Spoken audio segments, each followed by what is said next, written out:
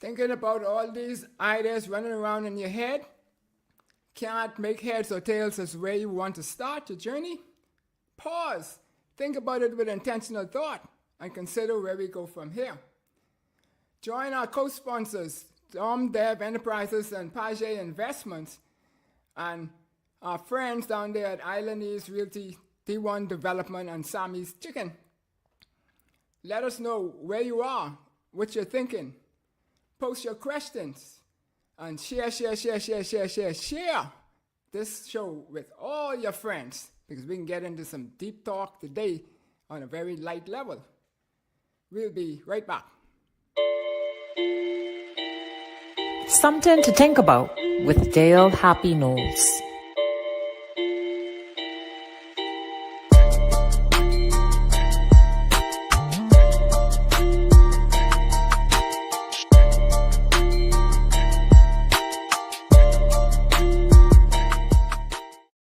Welcome to Something to Think About with Dale Happy Knowles.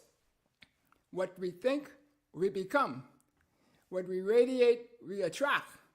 And what we imagine, we surely can achieve. Let's change the narrative 2 for 2.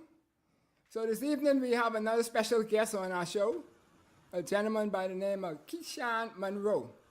He is a deep young man. Don't mind the goggles and the locks.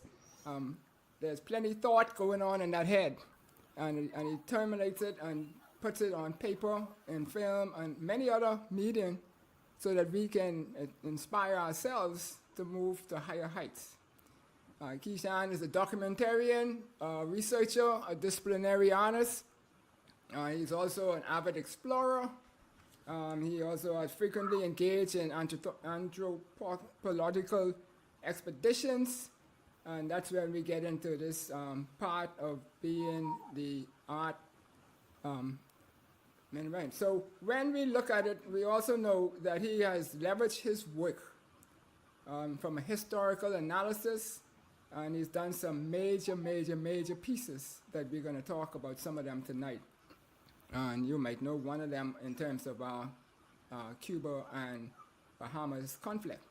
Monroe is also a notable work and that work is the swan song of the flamingo that we know very well, as comes up every year that everyone said. We also know that he is a man on the move. And so we would like to welcome Mr. Keyshawn Monroe to the show. Something to think about with Dale Happy Knowles. Welcome. Thanks, Dale. Thanks for having me on. You're quite welcome. So when you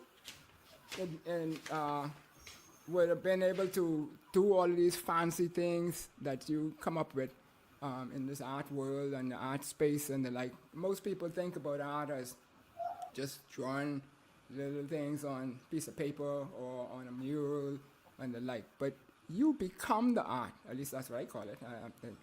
You get one fancy name for it too in there. And so when we look at this, we want to ask you that what are the purpose of art? Well, I'm glad you asked that question. For me, I think that art is life and life is art, right?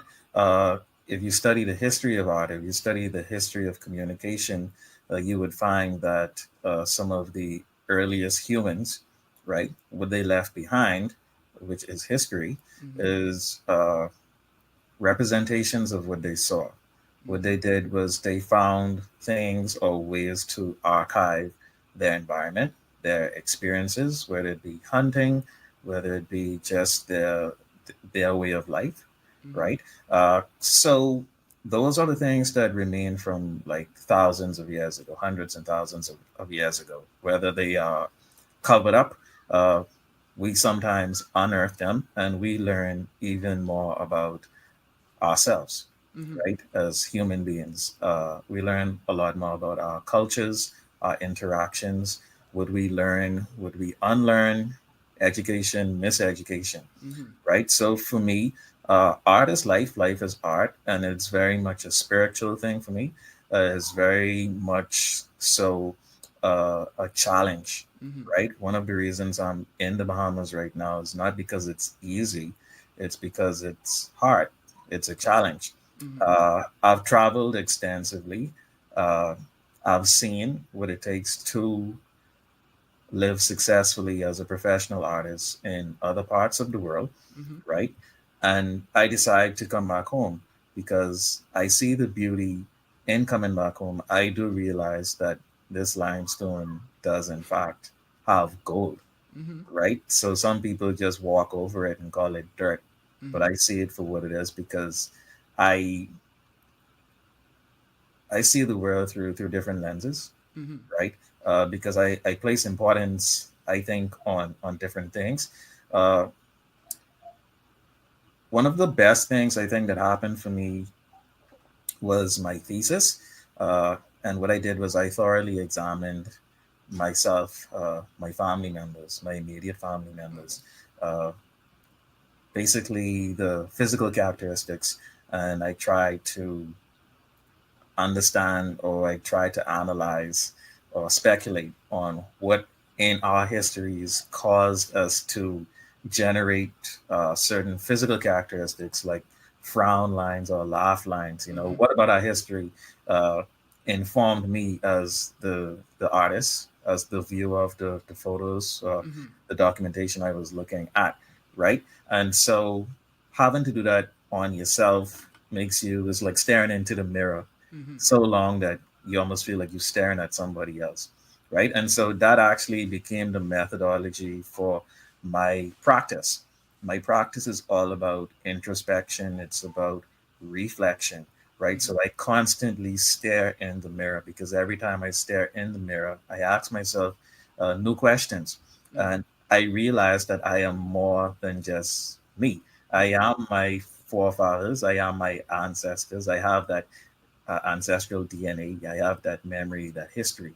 But you just have to learn that when you look at yourself from different perspectives, you will see uh, different persons, right? Not that you're split personality, but you would see, like for example, I'm really just now uh, so enthralled with the ocean, right? Uh, and that just happened to me later on in life, right? Uh, I grew up, of course, in the Bahamas, which is a island nation, Mm-hmm. archipelago. But around the time I was about 30, it was almost like this calling, right? And when I study my lineage more, I learned that all of my family members were seamen. They lived in the ocean, they lived Mm-hmm. in the sea, they lived on boats, right? I didn't Mm-hmm. think that I had it in me like that, but it's like, sometimes you have these allergies, Mm-hmm. and these allergies don't manifest themselves physically until later on in life, right? And so I feel it's kind of like the same way. Some things just happen to you later on, uh, whether it be the path that you have taken, or just interventions of some sort, or it's just sometimes it's just meant to be. Some families have a lot of singers, some families have a lot of businessmen because Mm-hmm. it's in you, right? Right. It's literally in you. So that's something like the whatever blew past the air just now and caused me to cough, right? It happens in time and whenever it's supposed to happen before. And so when we look at what you were just talking about, you are doing all of this on a basis that you have a lot of experience and you have academics as a bachelor's of fine arts and master's in fine arts, and you're a professor, assistant professor at the University of Bahamas. So you're interfacing with a lot of young people, Yes. and so you're seeing them, their images reflecting on you too, so that people that always say people who you're in contact with, you get some sort of vibe from them and move forward. So tell us then, this concept calling the tying in history with the art intervention. And I always look at art intervention as two big combo words. Break that down for us, and what does that mean? Okay, so basically art intervention. So it's art designed to interact a situation or other art or other structures. right? So I use my art more so as a catalyst for activism, right? So let me give you a little more history on how I got more into art intervention, right? So when I was at the Savannah College of Art and Design, Right. uh, one of the first jobs that I got was with the Telfair Museum of Art. And so I went in there, and I wasn't working inside the museum. They asked me to be an outreach artist. And I thought it was like a curse. Like, you don't think I'm good enough to like work inside the gallery, inside the museum? And so what they had me do was I was working with like at risk youth, toddlers to like pre-teenagers, and these basically in the rougher parts of town, right? I also had to work with senior citizens at like old folks' homes. So I would have to spend time with them, and each time, especially with the senior citizens, they would speak to me. They would say, "I see this in you. You know, I love this about you. This is what you need to do." They would give me words of wisdom, words of encouragement. This is what I would do if I were your age. And so it really got a different gear turning in my mind as to the importance, the significance of art, and what I should be using it to do. Because if all of these persons are coming up to me telling me Right. this is what they see inside me, again, you're dealing with uh, rough gold, right? So each comment that they give, each word of wisdom that they give was like refinement, helping me to discover myself. And so, like I said, I work with at risk youth. And so, being from the Bahamas, we take for granted that we could walk around every day. We're surrounded by Olympians, Right. people like Sidney Poitier. Uh, we have black people who we could recognize as successful, Right. you know, and so we walk around with a certain audacity, uh, uh, this belief that we can achieve, that we can exist on the global stage at the top, right? And so when I walked into those spaces, that is what they saw, that's what they told me they saw, right? And that the children kind of picked up on. And so I really had to tap into art intervention once again. How do I get art? How do I use art to get these children who've thrown up gang signs, Right. right? Cussing, coming late to class? How do I get them to the point? Well, at the end of the day, they were coming on time, speaking properly, respecting one another, dressing different, speaking different, teaching one another, and wanting to come to class, right? All because of art. And so that actually led into me drafting or designing a project that I titled the Universal Human Experience. So all of this was happening around the time when the war in Iraq, right, Right. in the Middle East was still fresh, right? Everybody was talking about profiling, racial tension, ethnic Right. tensions.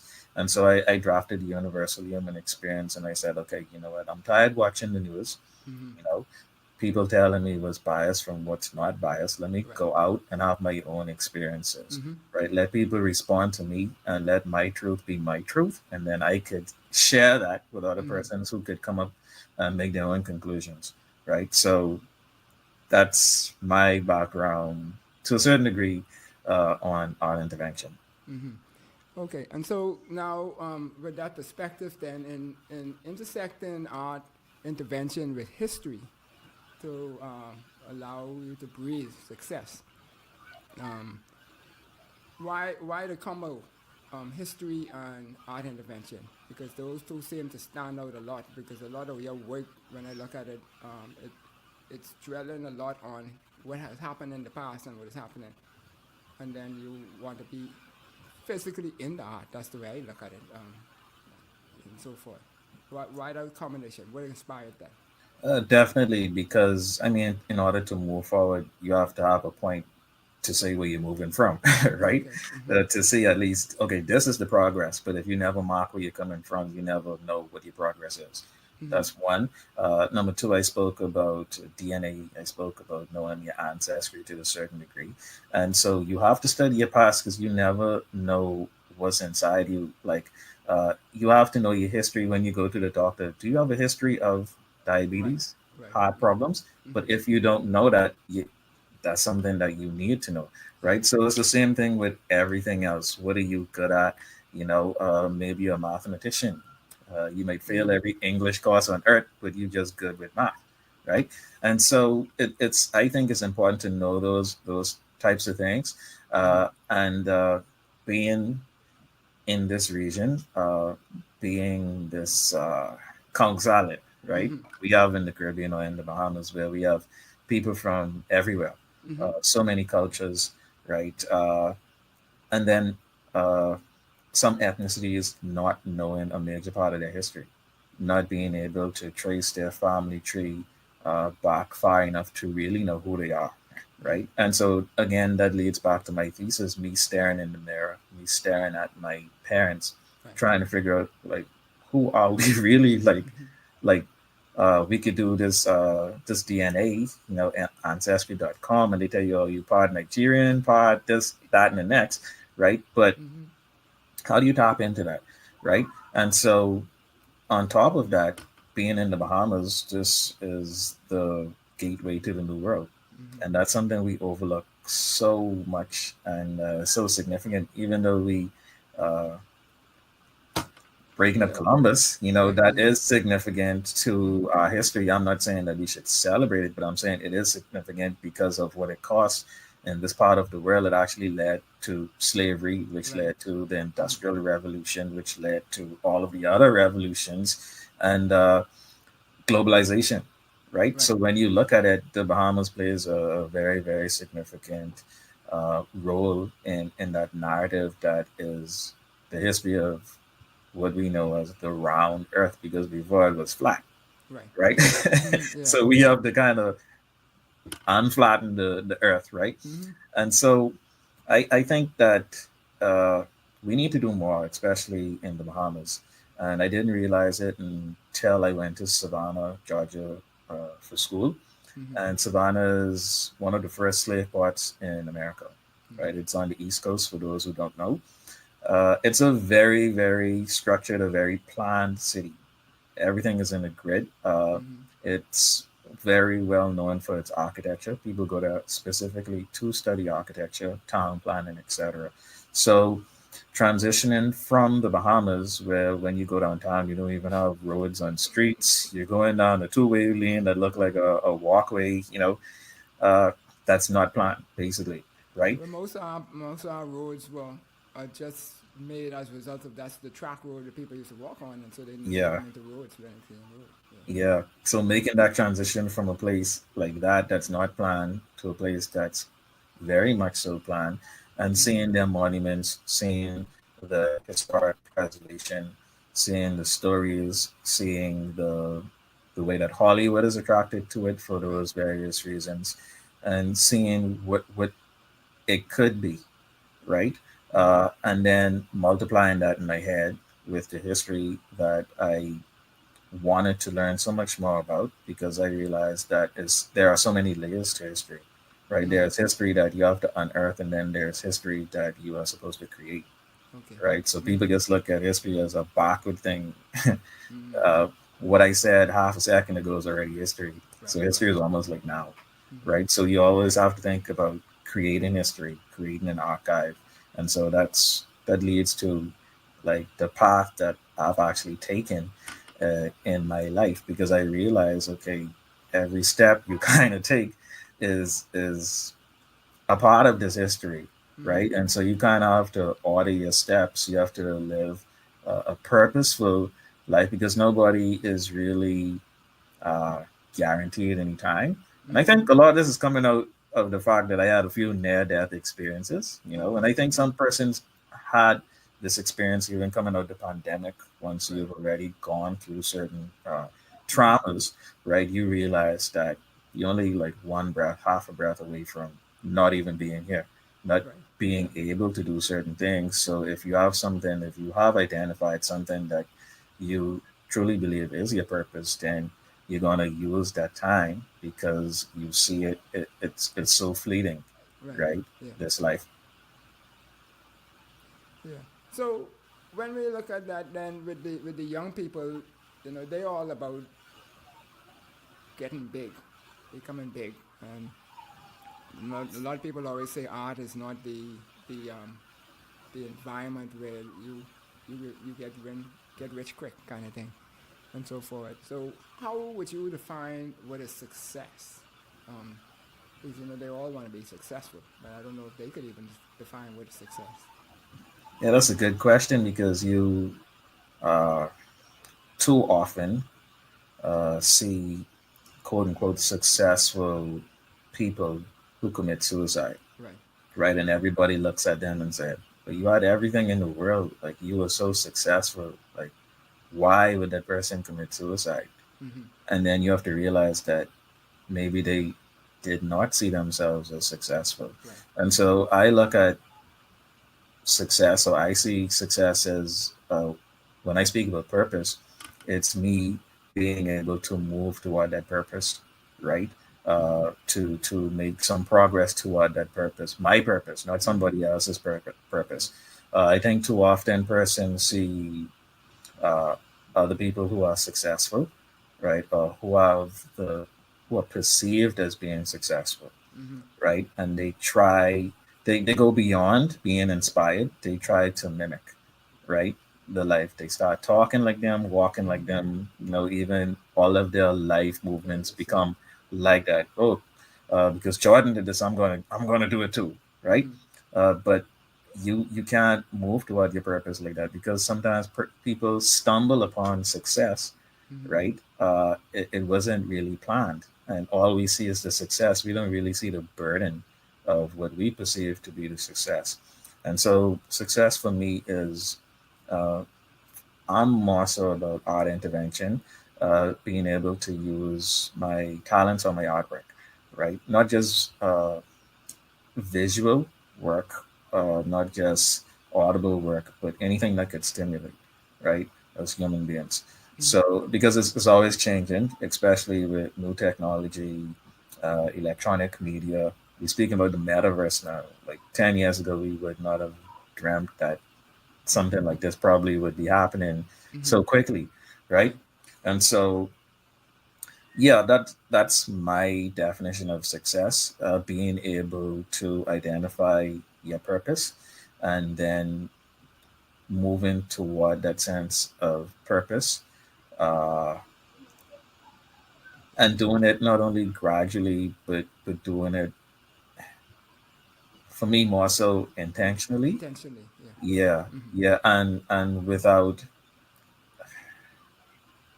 being distracted by what others Mm-hmm. tell me is success, or what the rest of the world see as success, because everybody wants money. Like you said, I wanted money. I wanted the bling. I wanted my name to be Mm-hmm. a big signature on everything, and then I stopped signing my work, right? Mm-hmm. At least on the front, right? There was a period I Mm-hmm. stopped signing it completely. Then I stopped signing it on the front because authorship is a different conversation in the art world, Yeah. right? Mm-hmm. So yeah, it's like everybody. It, Artists change when you speak about maturity, right? And it all depends on why you're in the game. Not everybody is going to be in the game for the same purpose as me, Right. and they shouldn't be, or else they wouldn't be living probably their purpose. Somebody's purpose is to be a commercial artist, Right. Right. right? Mm-hmm. So, and then somebody's purpose is to be the opposite of a commercial artist. Mm-hmm. So you just have to find the thing that works for you. And sometimes you might not think it works for you, but it is something that people respond to. So it might seem like a burden to you, but it's the thing that the world needs. So it's a tricky kind of topic to feel out. Yeah. So what we're gonna do now, we're gonna take a break, and we're gonna be back in a couple of seconds. So we're here with Keyshawn Monroe. This is Dale Happy Knowles and something to think about. And we're talking about his art intervention and crossing it, intersecting it with history, and being able to become successful. And when we come back, we will talk a little bit about some of his successes.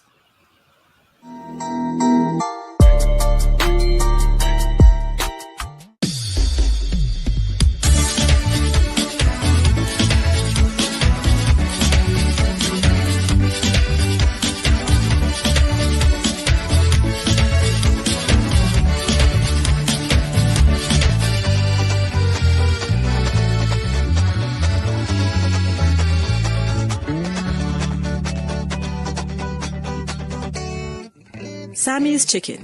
There's nothing like it. Sometimes it's hard to find a company that can get the job done right. At Mission Complete, we do just that.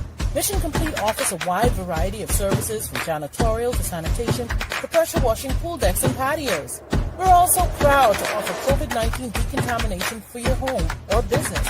And for those multi-legged critters, we call in our pest control and rodent team. Why call 4 different companies when you can call just one and get the job done? Call us now and let's get this mission started.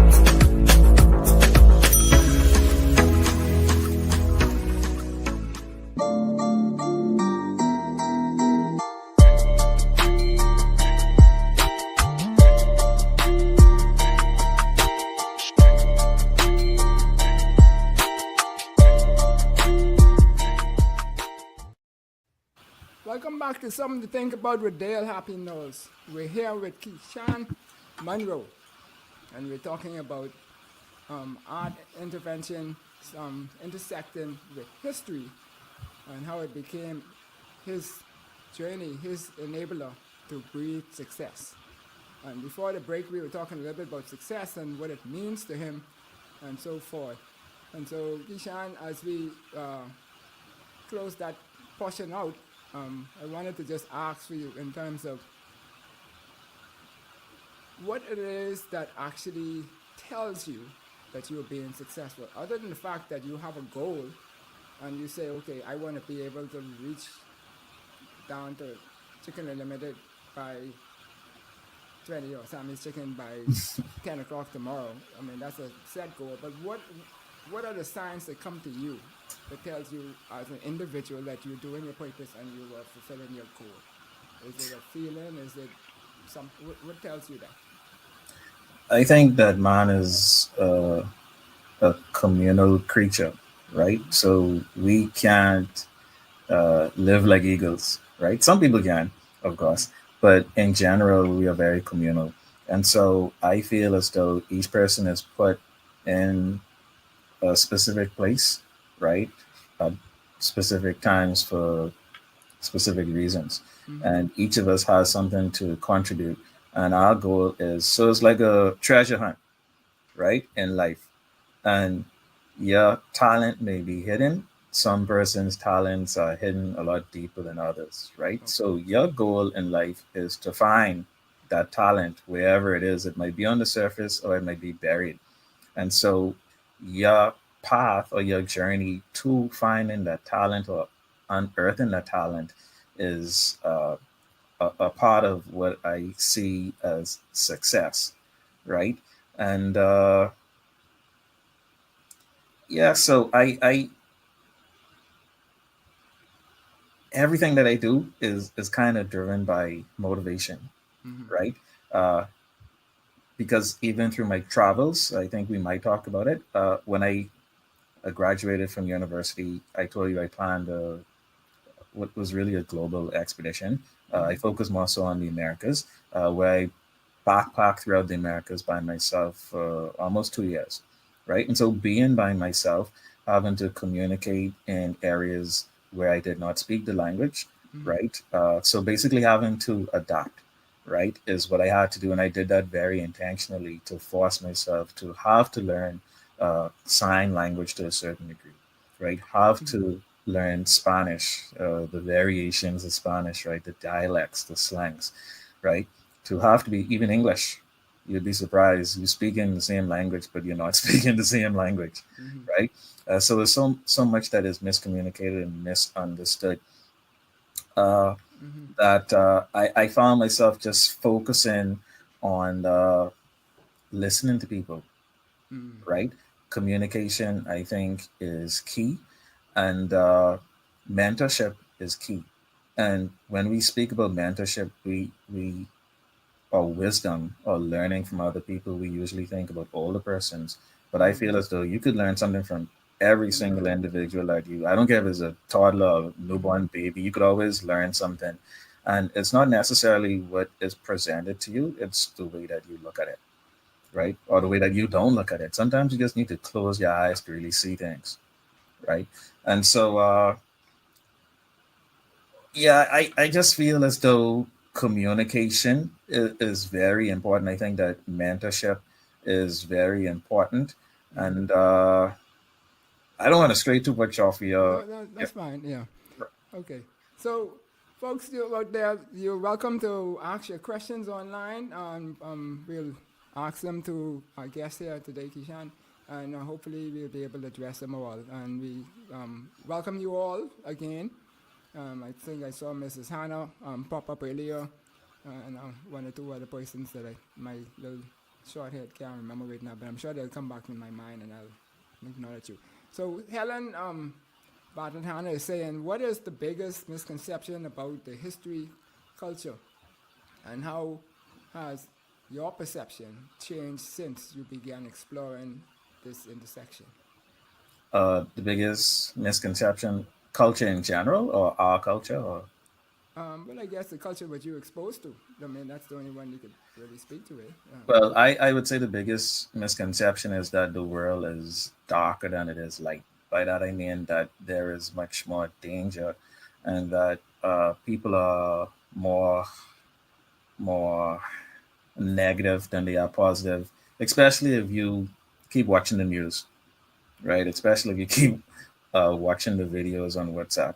Uh, Based on my encounters, when I travel, there are more persons willing to help you than to take advantage of you, right?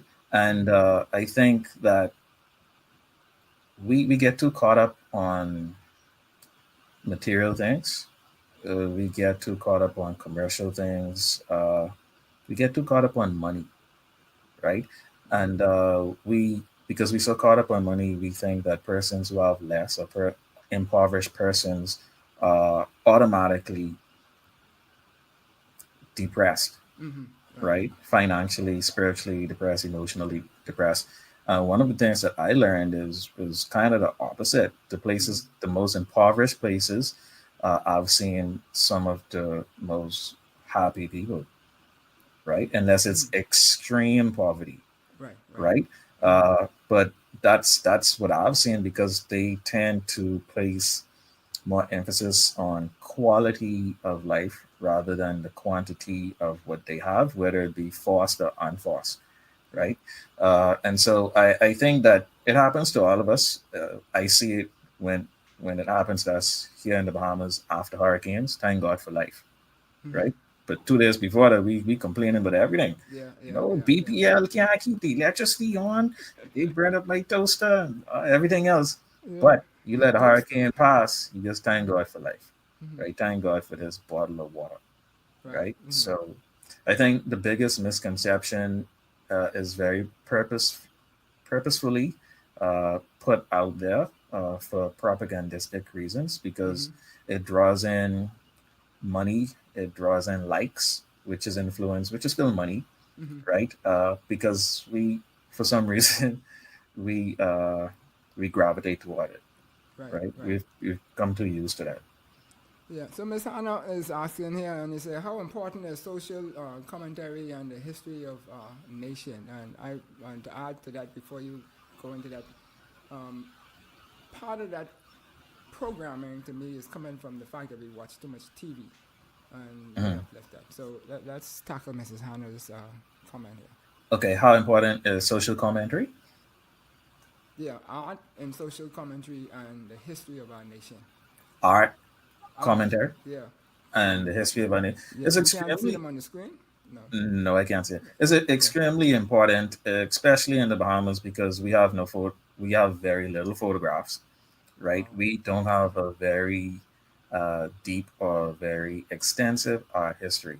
Only in the 1950s or 60s did we see artists emerging in the Bahamas as professional artists or full-time artists, so to speak. We had traveling artists, famous artists who came to the Bahamas and rendered, Right. scenes of what they saw of our culture, but we did not have any quote unquote Bahamians like who lived here, who I shouldn't say we didn't have any, but it was not very known, right, or very popular Right. at the time. I'm sure we had persons who did engage in those types of practices, but it's extremely important. We need to be able to see, we need to be able to see what Pompey looked like.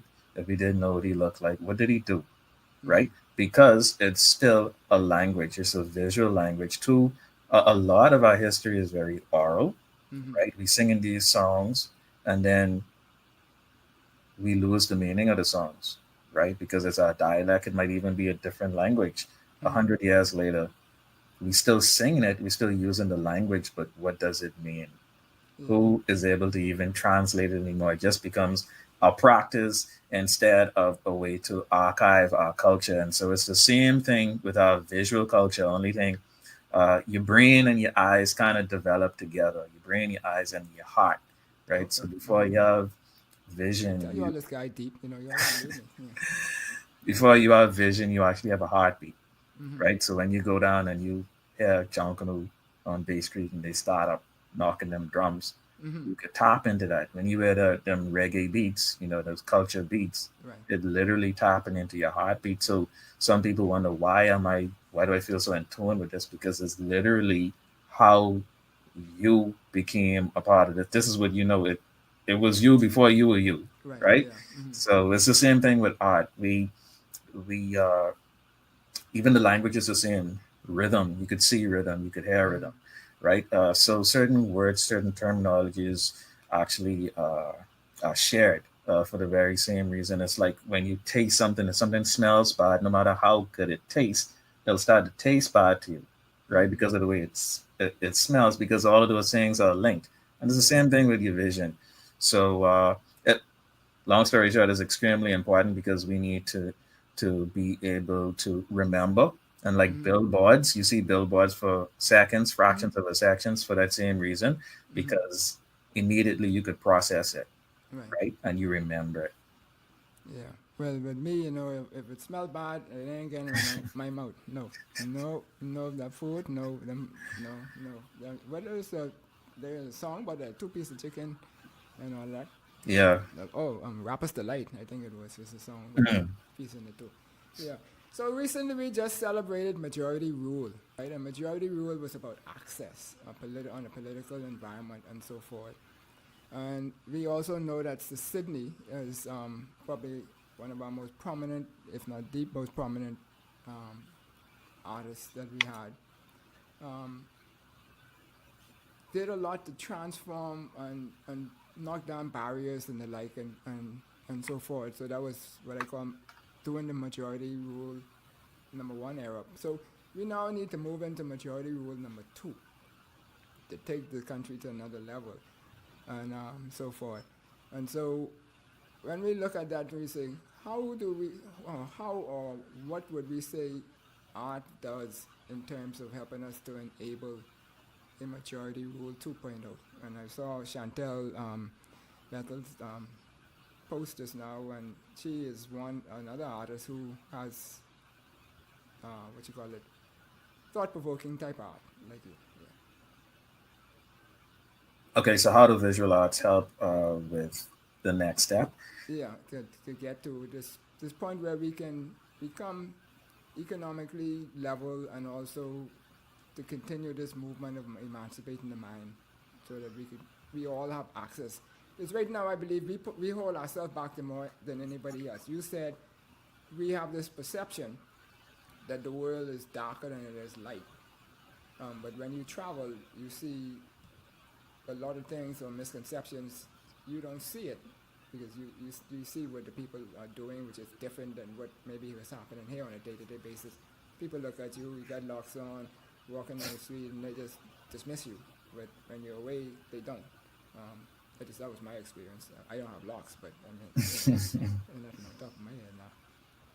But I think it's a very interesting question. It's a very important question because sometimes we get so close to things that we tend not to see what it truly is, right? So some people would argue that we need more Renaissance men, more Renaissance women, and I'm here to tell you that we have Renaissance men, we have Renaissance women, we have examples of Black persons who are at the top of their game globally, right? So let's pay attention to what we have, right?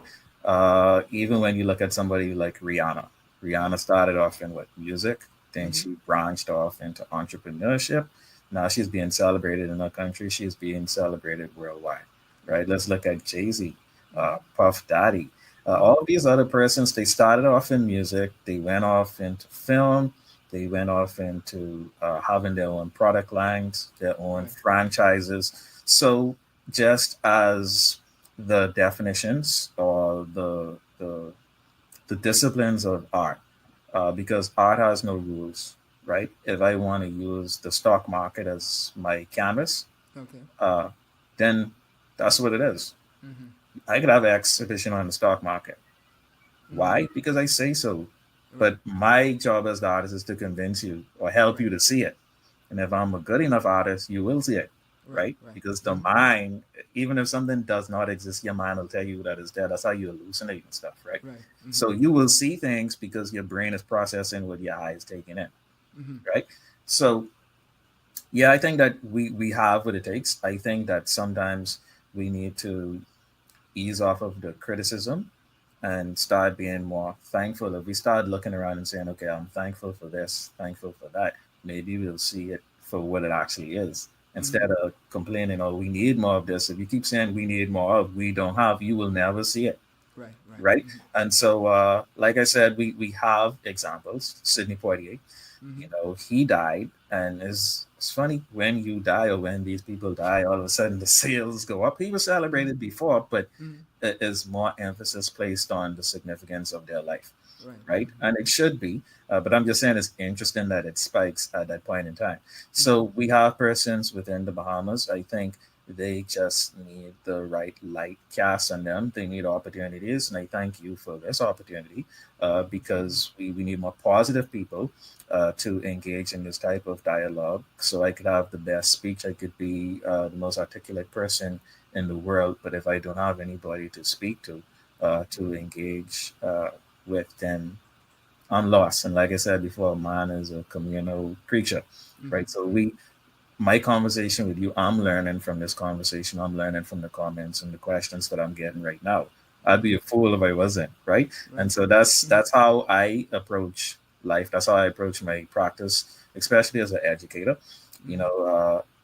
Being motivated, right? Knowing that is within you. You have it within you to change the situations, to change at least your world, right?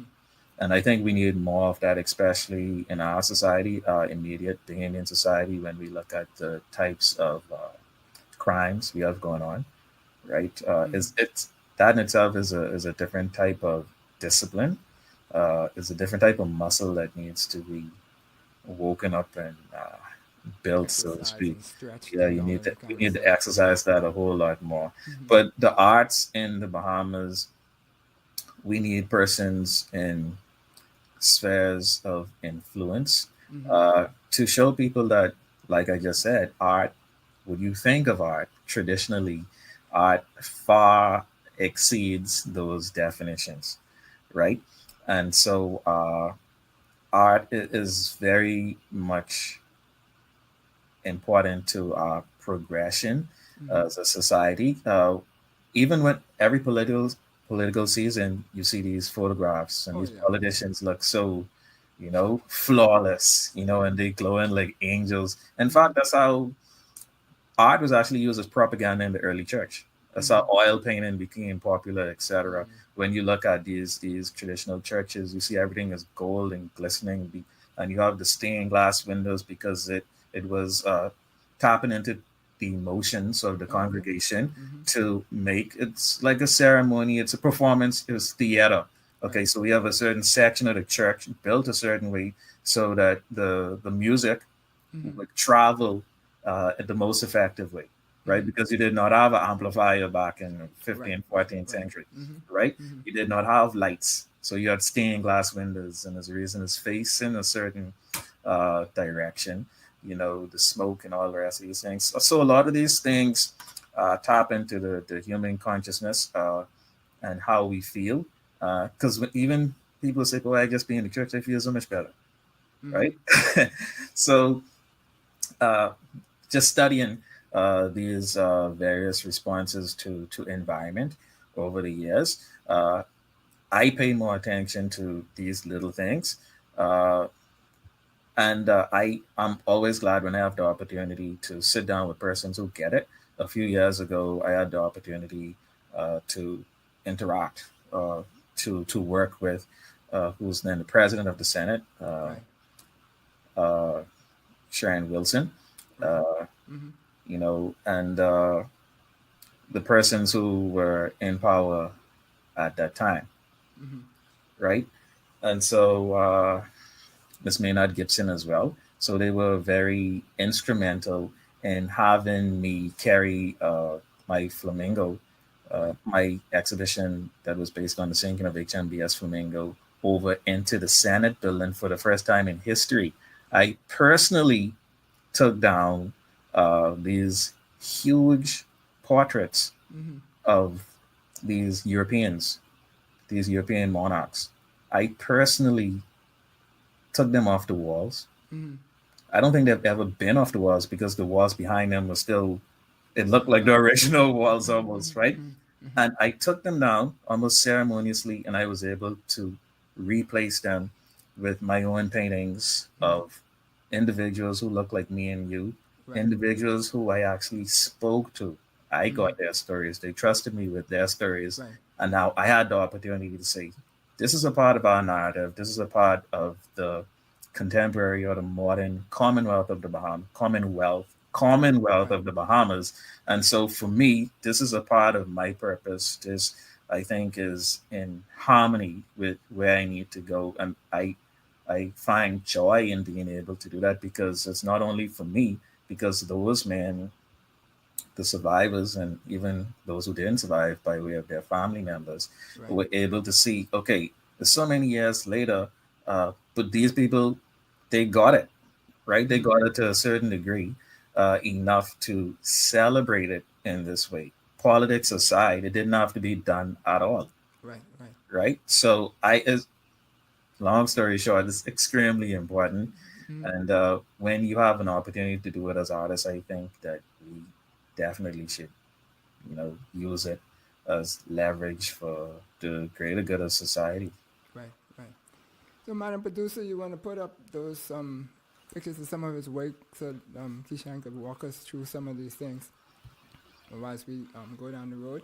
Because when we look at our whole society, we very much still colonial mindset in a lot of ways, and we need to remove the shackles. And so a lot of this work that you're doing, to me, does that. And somehow we have to find ways where we are a very creative country, and particularly on the youth, and we have to find ways in order to get them more engaged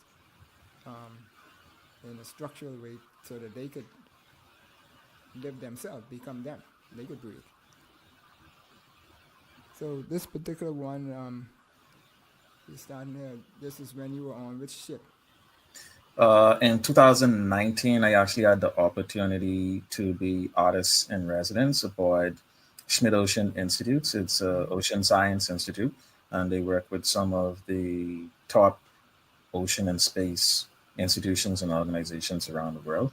It was founded by Eric and Wendy Schmidt. Eric Schmidt is the former CEO of Google, and Wendy Schmidt, both of them are business persons, right? And so I was able to be a part of their expedition in the Pacific Northwest, and we were engaged in echo mapping the seafloor. So they basically were doing it. I learned how the instruments work, but they were discovering seamounts or mountains under the surface of the ocean.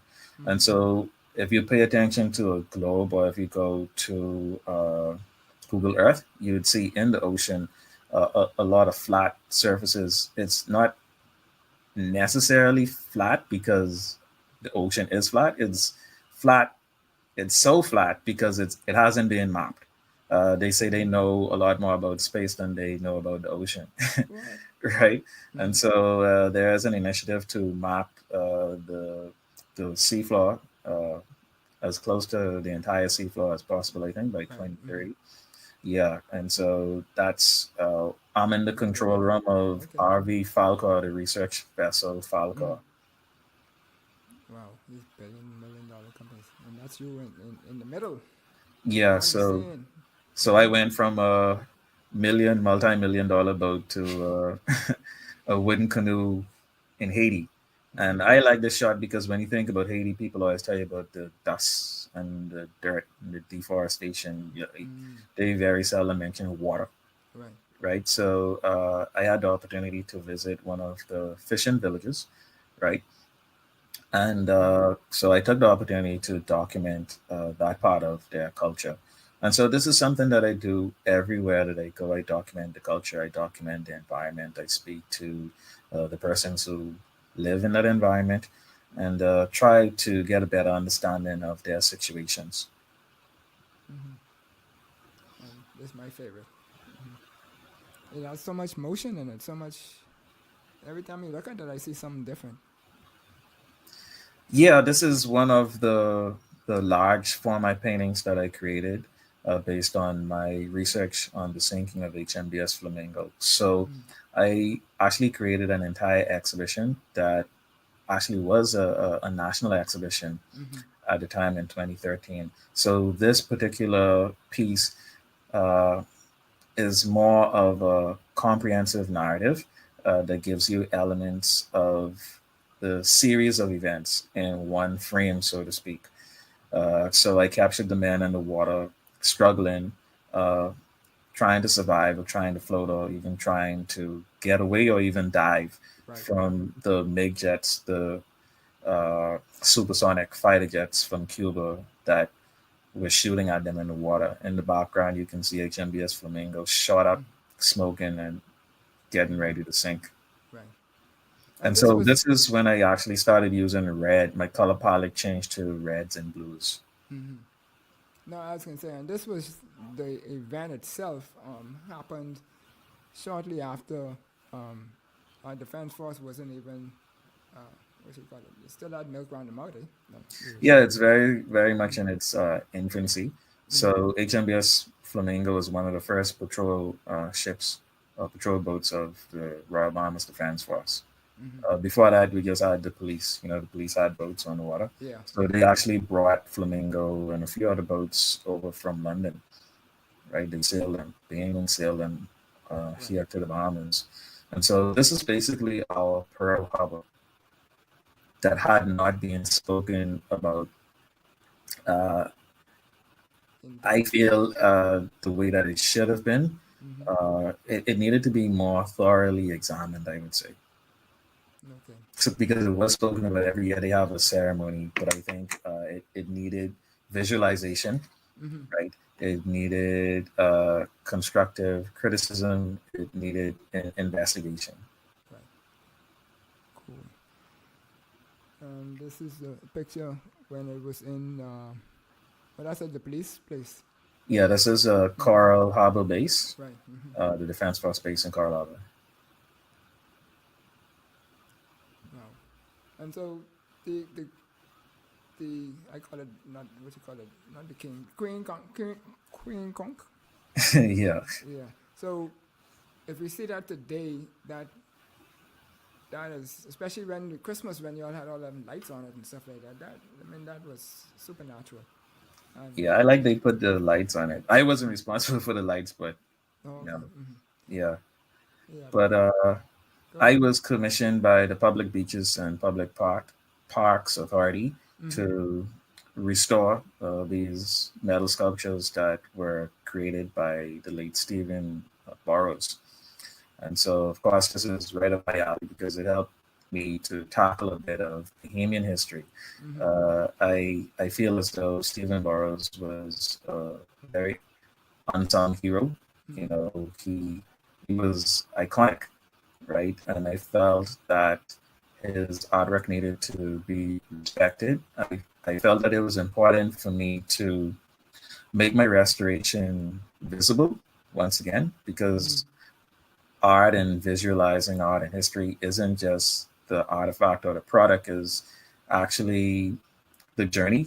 It's the performance of it, right? It's the motion of it, right? And for some people, that is even more meaningful because I have so many persons who stopped even on the roundabouts with children, right? And say how the roundabouts actually became conversation pieces and they began to share bits and pieces of history, you know, with their children, right? So each time that they pass or rotated, some persons would ride around and around the roundabout just to watch, right?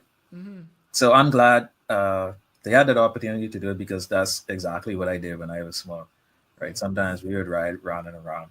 So to be able to have the youths of today have a very similar experience, you know, and for me to be able to make my contribution through making sure that these structures survive a little longer. And then as a more visual artist, as a painter, because Burroughs was more of a sculptor, right? Now more of a painter, right? So I just wanted to put my hand to it.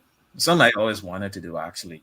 So when I had the opportunity, I jumped at it because I really felt as though it takes a specific mindset to do certain things. But they came to life once you touched them. That's the way. Thank you. To me, that's the way. I mean, I had tourists and like you say, Bahamians, and like when when people talk about these, they talk about them in a very positive light, and we identify with these structures around on the multiple roundabouts and so forth, and more so than actually some of the forefathers and the rest of the country, because a lot of their busts and statues are very small or pushed in the corner, and so these is what people see.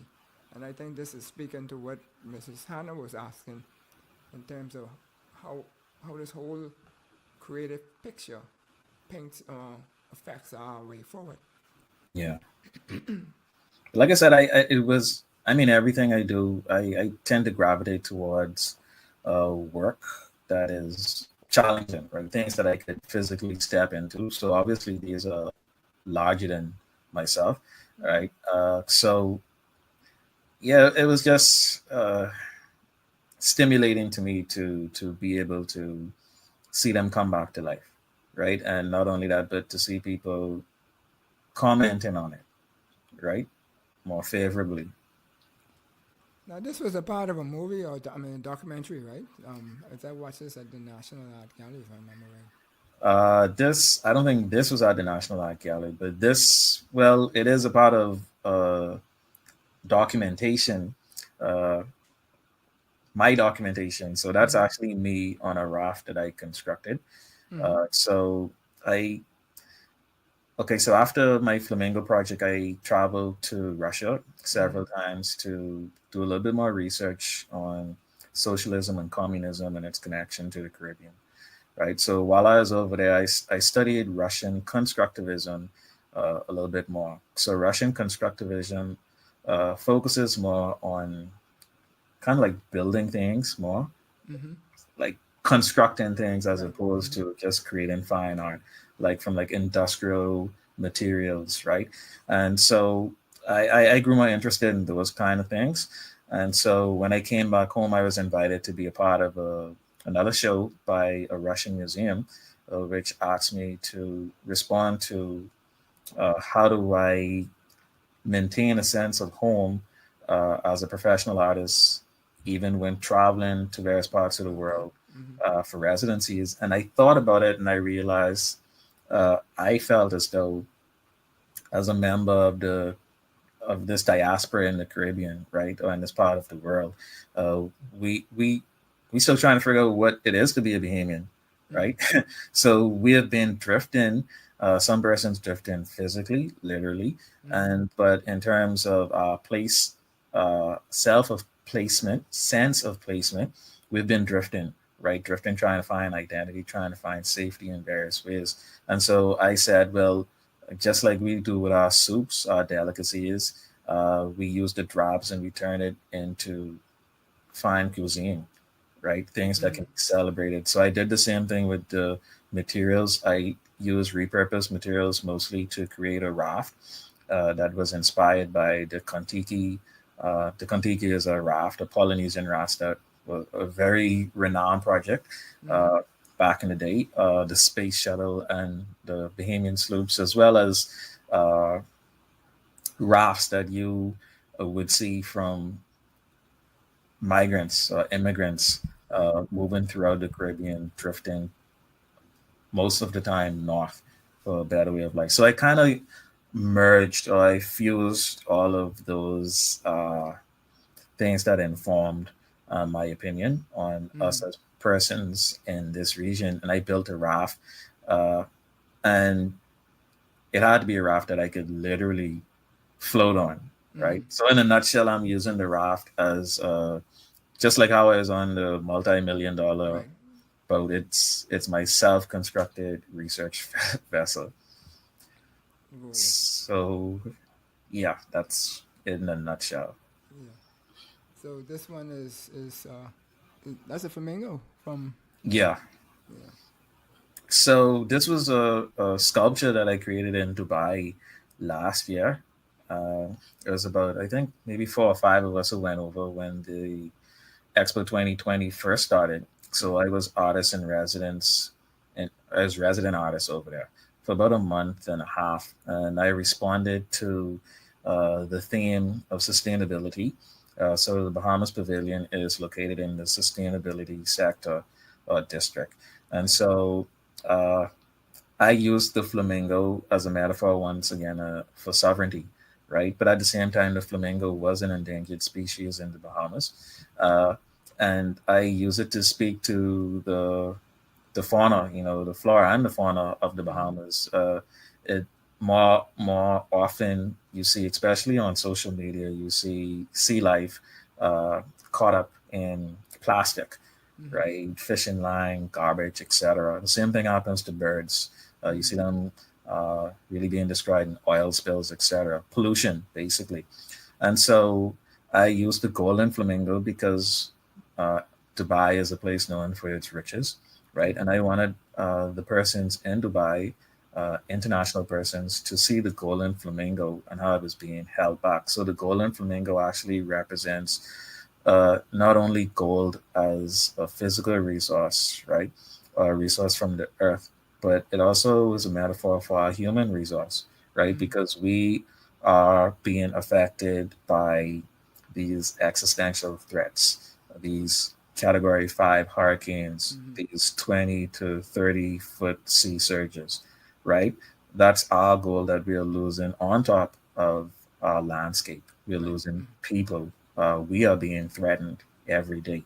And so I created 2 of these. One is kind of flying up, but you can see it's kind of being pulled back. And you can't see it too well because it's dark, but they are being held back by ropes. Right. And at the end of the rope, there's a blue tarpaulin. So tarpaulin or tarp is something we see again very often in this part of the world, especially after hurricane or major storms, people covering up their roofs, etc. And so I kind of literally tied them together to make a statement. And there was a screen that was there that I had to work around, and it showed the pristine waters of the Bahamas, right? And so once again, we're in Dubai. I felt it was my duty to kind of make the connection. Okay, you like this water, you like this blue, but let me help you wrap your mind around this other aspect of the reality that is the Bahamas. Oh my, you're going to Tower and Inferno. Yeah, this was during the last election in the U.S. This was this was right outside the White House. So of course, COVID was up in the air to a certain degree, and then tensions were so high, propaganda. It was just a lot to deal with all around. Protection, especially persons, I would say minorities, felt very threatened for very good reasons.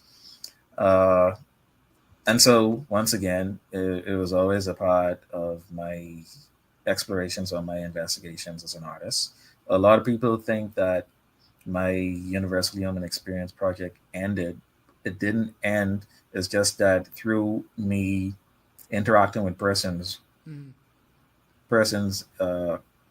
wiser than myself, explaining what I was trying to accomplish, they told me, okay, this is a better methodology to do this. Right. So the flamingo would be a case study for a certain aspect of the universal human experience, right? So I could tie oceanography, all of these other things that I have been doing into the universal human experience.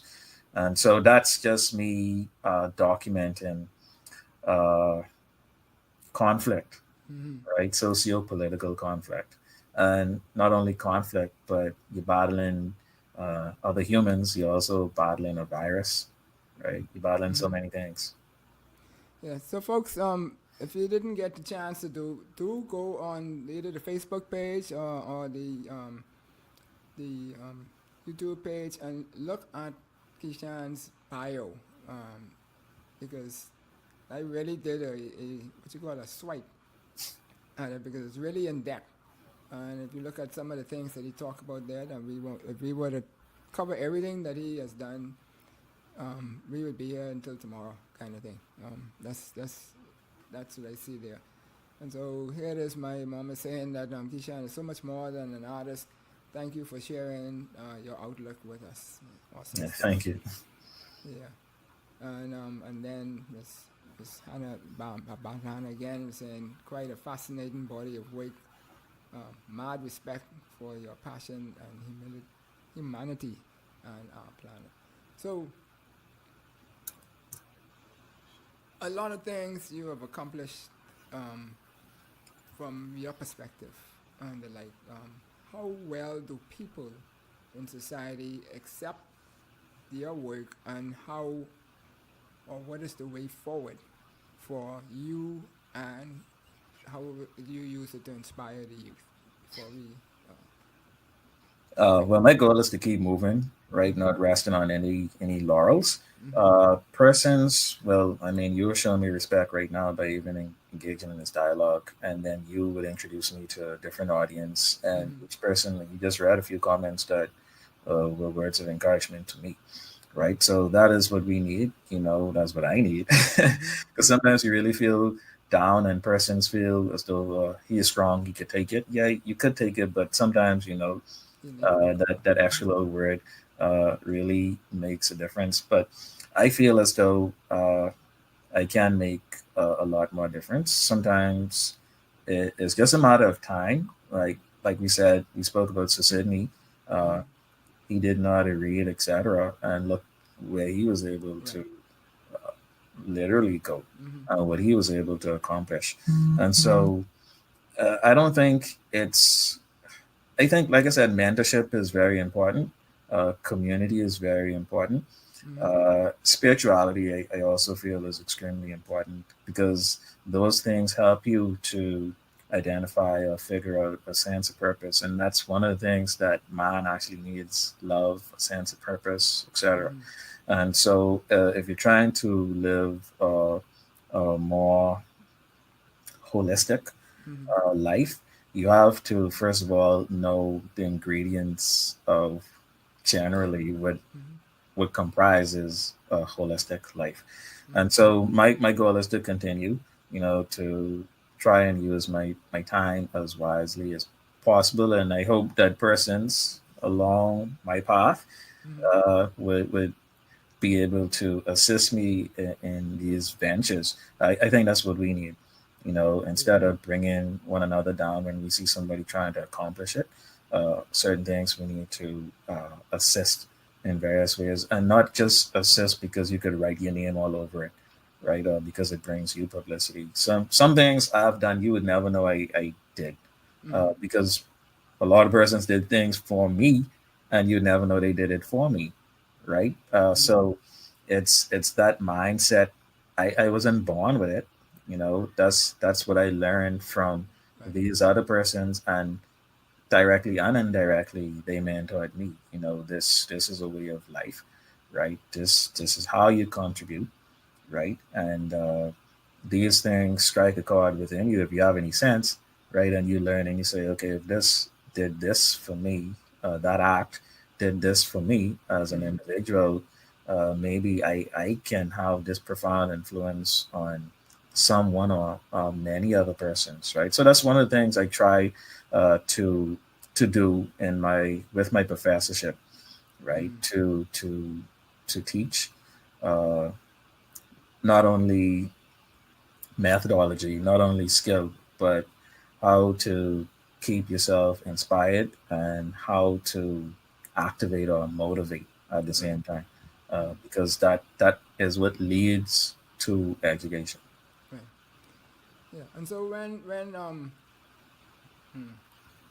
my cousin John came home and he had the nose ringing and whatever else, and then his work was so elaborately different and so forth. Now you have persons like yourself, and I'm sure there was others along the way.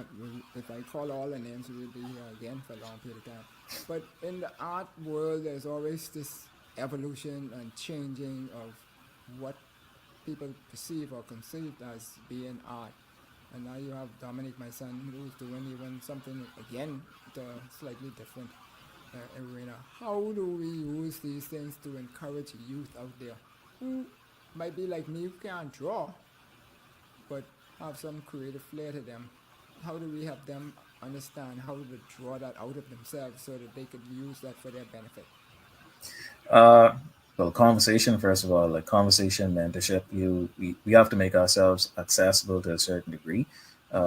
Even though we virtual, like you still have to reach out, especially as you get closer to midlife, or to that point of maturity where you have already gained so much knowledge, right? So much skill.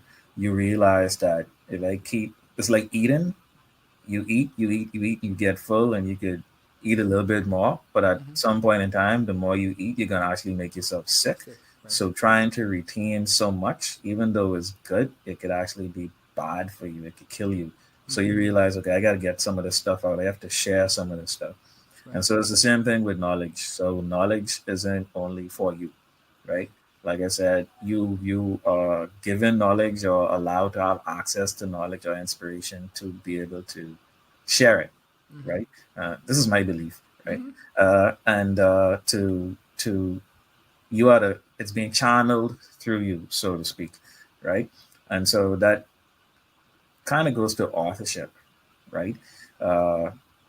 And yeah, that's just the way that I see it. It is very important to have that communication and to keep up with the times, because right now art is kind of like creating digital art, right?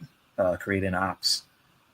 So even persons who went to school for fine art, painting, etc., they might not even know what an app is or how to create an app, right? So you might have younger persons, just like video games, creating stuff by themselves, right? And so, but it's that community that they might actually generate that would be like a think tank, right? But if you have, for example, I might not know how to create an app, but I have access to funding or somebody who could assist them with getting devices that they need to facilitate them in their creation, then that's one way that could really contribute, right, to what you're speaking of with the youth.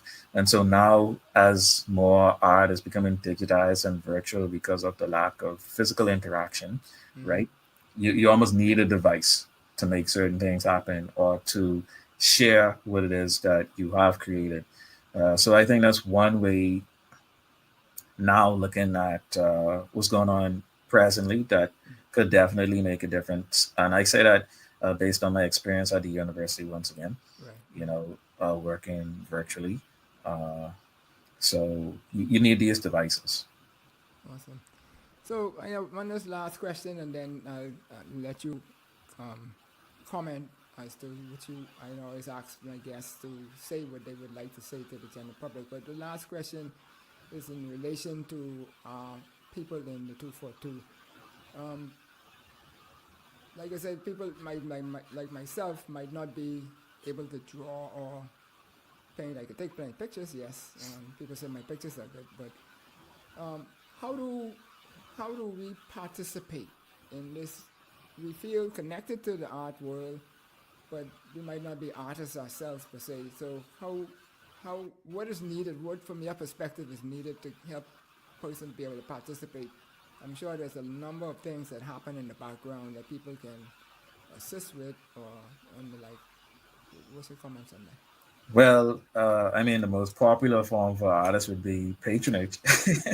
Start buying some of the work. That always helps, right? Buying the work. We have a lack of constructive criticism. So Okay. if you are a person who is good with literature, you write pretty well. It's good to start writing about the work, because Mm. that is needed. Artists need that. They need that critical review, Right. right, of their work for professional purposes and for the dissemination of information, Right. right? And so that leads to publications, right? So if you could help the artists really publicize their work, because that could also equate to money. If you could give me a certain piece of real estate on a billboard, so to speak, Right. Mm-hmm. right? I don't need to go and make the money to pay for it because it's in kind, Right. right? And so all of these contributions help. Even lobbying for the arts, you don't have to spend a penny, but if you know persons from a specific network or Mm-hmm. sector of society who are interested, they might not necessarily be interested in the arts. They might not know anything about the fine arts, Right. but you know that you do have influence, right? So you have persons who have, and then you have persons who don't have. So Mm-hmm. you make the connection, right? So that is always good for the community. It doesn't always have to be money. A lot of artists need spaces to create. Artists need materials. Mm-hmm. Artists need exposure to other artists. Artists need mentors. Mm-hmm. Not only locally but internationally. Artists also need education. So scholarships, sponsorships, in order to continue the regional and the international dialogue Mm-hmm. to help these artists expand their minds and expand their creativity, right? So there are various ways, even transportation, Mm-hmm. right? So it Oh, awesome. because yeah, food, insurance, all of these things that uh, everybody needs but overlooks because you're speaking about art specifically. And I'm just speaking about the visual arts. You Mm-hmm. have musicians, right? Yeah, so I don't want to speak too tightly Yeah. about art because it is so broad of a topic. Mm-hmm. But in general, those are the things that I think artists need. But respect, Right. definitely they need respect. Don't a lot of times artists ask for contributions, right? Let's say auctions, Mm-hmm. right? But not all of the time these artists they can give to the auctions, etc. But sometimes these artists are struggling to survive themselves, right? And Mm-hmm. so we have to think about the reality of art, the practice or the profession of art in the Bahamas, especially during this time of the pandemic, where I mean, a lot of persons just lost the stability, even in a 9 to 5, Right. Mm-hmm. right? So we have to be innovative with our approaches, and we have to realize that art intervention is much more sought after, or creativity is even more sought after now in corporate worlds, Right, right. right? Because automation is taking over the workplace, right? Persons even quitting their jobs, so we have more machines doing the jobs of persons. So in the future, well, not in the future, right now, we're going to need persons who have a better creative grasp. Right. Cool. Well, I know I said that was the last question. I had questions come up while she was talking, but I won't ask those because then they might ask more questions again. But so what would you like to see happen in our world, in the art world here in Bahamas? And what would you like to say to the public, government, or whoever out there who feels something on your heart that you want to say to them? I'd like to see. Well, it's tough to say because everything has been so down uh, and so isolated in these last 2 years because of the pandemic. But I think we could always use little more respect in the arts, a little bit more acknowledgement. I think that when it comes to the representation of art nationally, I think that we should pay careful attention to it should be inclusive, right? I think that we need to see the Bahamas for what it is, for a very talented nation with a lot of thriving artists. We don't always know the persons who are creating significant work, right? So I think we need to keep in tune with what is happening. Like I said before, I'd like to see the economy pick up. We're speaking about the blue and orange economy. I want to see more action behind the speech, Okay. so to speak. I want to see more spaces, uh, more free spaces or safe spaces, so to speak, that aren't really, how to say this, You know, like green spaces or and that too, but spaces that persons from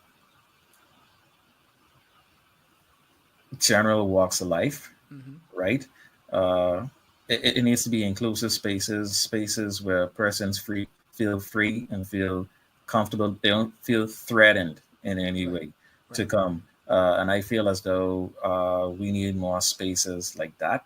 And when persons feel more comfortable, then they tend to gravitate towards those spaces, okay, right? yes, yeah, I know what you And mean. so generally, I feel that we are an extremely creative, extremely resourceful people and culture. And I think we can make anything happen, even though we might complain a lot sometimes. But we actually have a tremendous amount of creative energy. And I feel as though we need a little bit more regulation in terms of artist opportunities. Sometimes I don't think all of the opportunities trickle down, so to speak, the way that they should. I don't know exactly why that is. I know some of the elements why, but we need persons in the positions who understand the significance of certain opportunities, right? So I think we just need the people who have uh, the Vision. right positions to reach out to persons who have the right type of knowledge, right, and experience in order to make the connection, right? And that's how we're going to see, I think, a dramatic shift in the momentum in our creative culture. Awesome. Well, Keisha, we're gonna have to bring you back at some later time because I mean, there's so much in this field, and you live it because you doing living art. I call it living art. You got art intervention. It just keeps.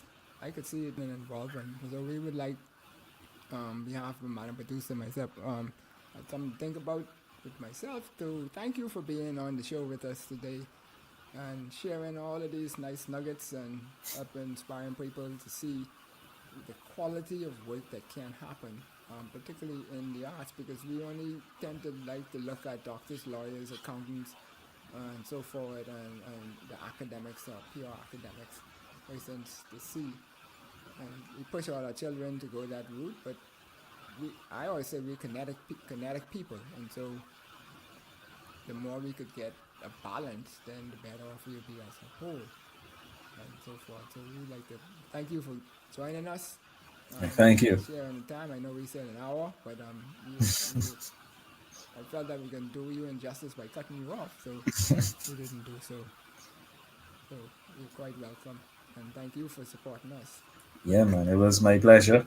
And thank you for the conversation. You know, every time I answer a question, you know, it causes me to think. And when you think, we generate. So it's always good. Yeah. So folks out there, please do share this conversation so that all of the youth and whoever else is inclined will be able to learn from it. Hopefully it's a value to yourself out there on social media and the like. Digital reaches the world, so I know some of y'all are all over the place. Like I say, if you want to, you can also subscribe to the page so you don't miss any of the episodes that we have. I think we're on 50 something now, which is mind-boggling by itself, considering I never wanted to start one of these things, and so forth. And so, but by all means, be safe. Vaccinate or isolate. That's what we say on the show. We want you to be safe so we could be able to be around to enjoy a lot more of Keisha and Monroe's work. And maybe you will be one on the show presenting some of your own work or whatever it is. So we look forward to that as we move forward. So thank you, Madam Producer. And thank you, Keisha, and again, Bahamas 242, the world. Have a good evening.